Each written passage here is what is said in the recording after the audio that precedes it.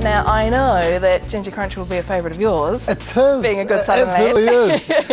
The trick is, though, is they call it Ginger Crunch, then they make it soggy, so it has to be crunchy, eh? Oh, you're a fan of the crunch. That's the problem with the bought ones that you get, because it's all base and no topping. Yeah, that's right. Well, you're going to love this. So cook it well, Donna. Yeah, make it crunchy, Donna, please. Now, John, it's been a big week for the police force this week, of course, sadly, with that incident early on in the week, and you know, we lost one of the police force dogs, and that's never easy, is it?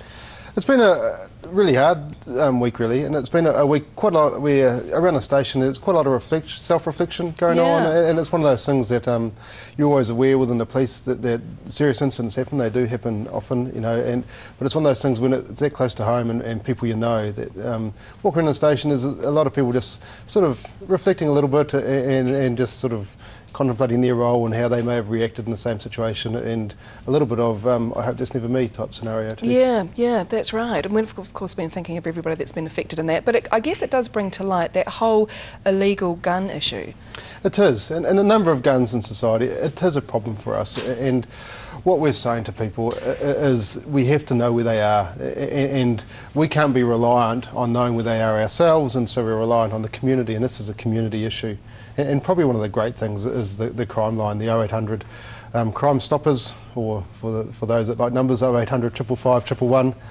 It's a really good option. It's completely anonymous, and so if you know where there's firearms that there shouldn't be, or any crime at all that's going on, you can ring that number completely anonymously, though, so no information about details at all, but just gives the information about what is going on at an address, and so we can take some action to basically get some more of these firearms out of the community, because that's what needs to happen. Because at the moment, of course, you can have your licence, but the firearms aren't registered. Is that how it works? That's right. And like it's been like that for a long time.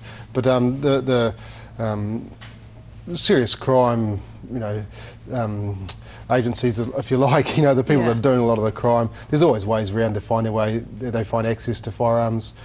Firearms through burglary is quite a common way of people that haven't secured them properly, and that's why we go through such a huge rigmarole when you're issuing firearms to licences, to make sure that the people do have a means of locking them up properly, because one of the ways they get into the hands of the criminals is through burglary and crime. And so it's somehow managed to find a way where those people can be reported, and so we can take the firearms off them, and for everyone's protection. Because when you do issue a licence, they have to have a gun cupboard, is that right? That's locked, and it has to have certain things around it, you know. Absolutely, and they're really, really strict. I remember getting my firearms licence renewed a couple of years back, and again, like even within the police, they came out, they interviewed me. I said, well, I actually don't own a firearm, it's just so if I did want to go shooting on the farm, I could do, you know, but they still wanted to know the scenario of where I would keep it if I had one in the house, and the whole rigmarole about making sure that it was locked up and I had options available for me, even though I don't actually own a firearm. Well, that's really good, isn't it? And I know that they talk to a lot of people in and around the person that's requesting that licence as well. Absolutely, and like it was quite refreshing, even though I was within the police, it was quite refreshing just to see how, you know, and they interviewed Andrea and talked to her about whether I was a good fella to have a gun or not. You know, it's she must have agreed somewhere. So you're okay there. But good to know that those practices are in place. Absolutely, and the community needs to take. We need to know that there are really good systems in place, but the people that get around the systems are criminals, and we need to remove them from society and remove the access to firearms. And that 0800 Crime Stoppers is a really good way of doing it without feeling, even if it's a family member, without feeling that it's you dobbing them in. It's just saying, what you're saying is, there is an issue there, I don't want to be involved, but the police or someone needs to know about this. And it's the community taking responsibility, and I think that's really, really important. So when they ring that number, do they speak to a police officer, or is it just a recorded message that they can leave information? How does that work? That's a really good question. And I'd like to be able to tell you the answer. I think it's a recorded number. I think it's a recorded thing. I should know that, but I don't. I'm sorry, but I think it's a recorded. No, that's all right. We'll catch up with that next week and find out. Yeah, sounds good.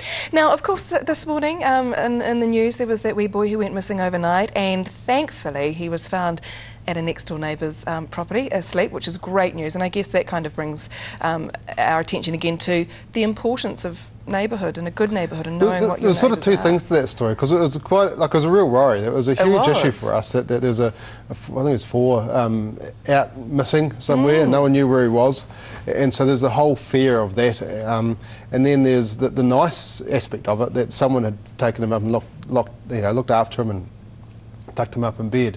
But then there's the frustrating aspect of a call have fixed out a whole lot of issues for us. Yeah. But so it's really good to see there's people in the community keeping an eye out for each other. But we really, really want to promote that, because it's such a nice thing. It's nice to live in a community where people know each other and they look out for each other. And you know, we talk about it takes a village to raise a child, and that's sort of that cool expression. And we want to promote that as much as we possibly can. But we also want to say to people, if something's happening out of the ordinary, tell somebody, you know. Like, yeah, exactly. Yeah, don't just keep it to yourself and think, oh, that's not important. Because it's a great thing, but just share the love. You know?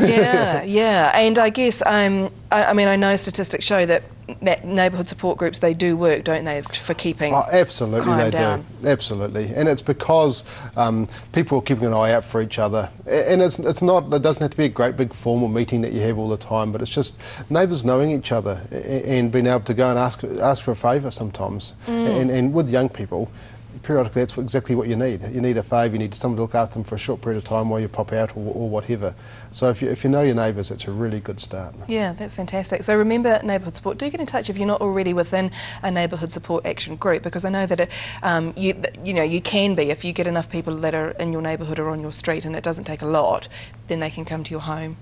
There's a really cool story the other day on telly that I was watching somewhere up north, where they'd had a whole street of holiday program, you know, and I thought it was quite a for the school holidays, and there was a grandma somewhere along the line who organised the whole thing.